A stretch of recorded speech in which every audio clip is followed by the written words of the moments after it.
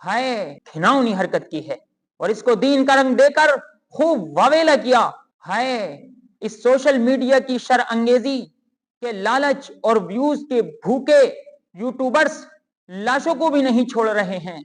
انہوں نے چند ویوز حاصل کرنے کے لیے پیر صاحب جیسی عظیم شخصیت کی لاش کا بھی سودا کر دیا اور زبردستی الزام لگائے کہ مجمع اکٹھا کرنے کے لیے نماز جنازے میں تاخیر کی گئی، وہاں جلسے ہوئے، قبر پر پھول ڈالے گئے اور حضرت کو ٹوپی کے ساتھ کفن دیا گیا اور اس کو دین کا رنگ دے کر خوب واویلا کیا۔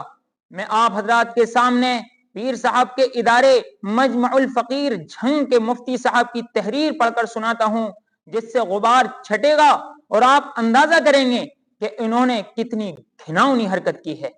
ناظرین، مفتی صاحب لکھتے ہیں، ہمارے مرشد شیخ المشائخ حضرت جی رحمت اللہ علیہ کی وفات کا سانحہ ایسا ہے کہ اب تک یقین نہیں آ رہا کہ وہ ہم میں نہیں رہے۔ دل زخم زخم لوگوں کوئی ہے جس سے دکھائیں، دل زخم زخم لوگوں کوئی ہے جسے دکھائیں، کوئی ہم نفس نہیں ہے غم جاں کسے سنائیں۔ یکایک جو چھا گئی ہیں غم و درد کی گھٹائیں، یکایک جو چھا گئی ہیں غم و درد کی گھٹائیں، گیا کون اس جہاں سے کہ بدل گئی فضائیں۔ حضرت جی رحمت اللہ علیہ کے جنازے کے حوالے سے بندے کو بعض احباب کی جانب سے مسلسل کچھ سوالات پوچھے جا رہے تھے۔ پہلے فردن فردن جواب عرض کرتا رہا، پھر مناسب معلوم ہوا کہ ایک تحریر ہی لکھ دی جائے۔ سوال: جنازے میں تاخیر کیوں کی گئی؟ جواب: جنازہ اور تدفین میں تعجیل مستحب ہے جیسا کہ احادیث مبارکہ میں ہے۔ ترجمہ: حضرت علی رضی اللہ تعالیٰ عنہ سے روایت ہے کہ رسول اللہ صلی اللہ علیہ وسلم نے ارشاد فرمایا، جنازہ جب حاضر ہو جائے تو تاخیر نہ کرو۔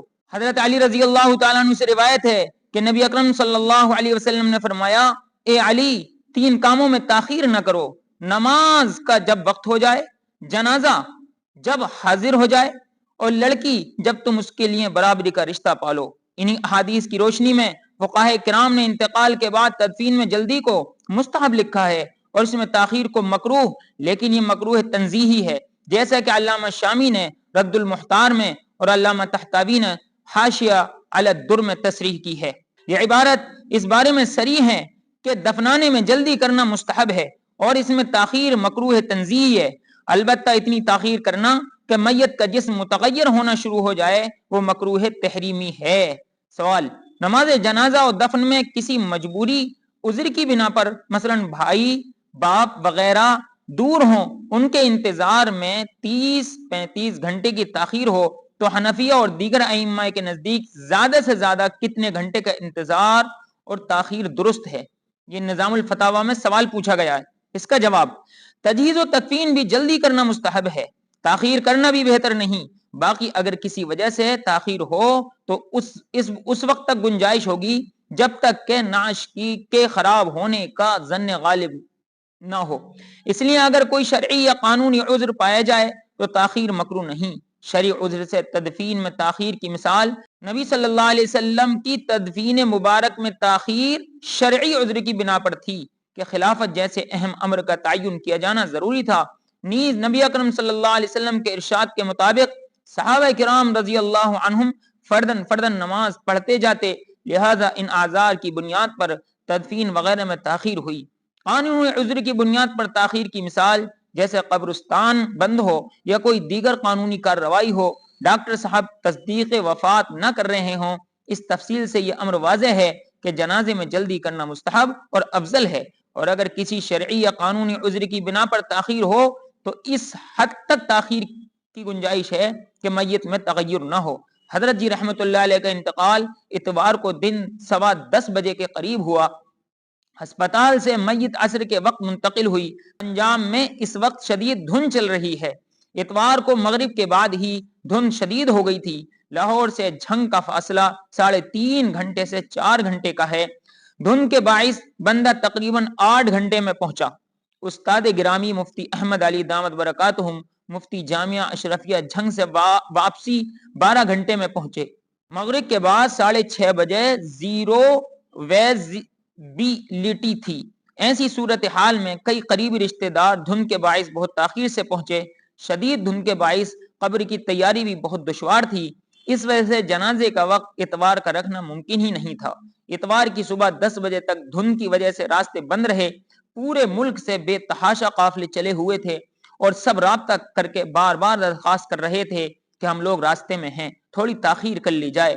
معہد کی جانب سے جنازے کا اعلان 2 بجے دوپہر کا کیا گیا تھا، 11 بجے کا اعلان معہد کی جانب سے نہیں کیا گیا تھا۔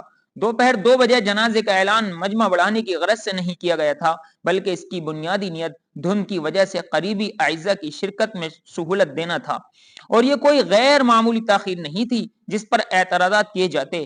مفتی رفیع عثمانی رحمۃ اللہ علیہ کے جنازے میں تاخیر بھی قریبی اعزا کی شرکت کو یقینی بنانے کے لیے کی گئی تھی۔ وہاں تو کوئی اس قسم کے اعتراض نہ کیے گئے کیونکہ شرعاً اتنی تاخیر کی گنجائش تھی۔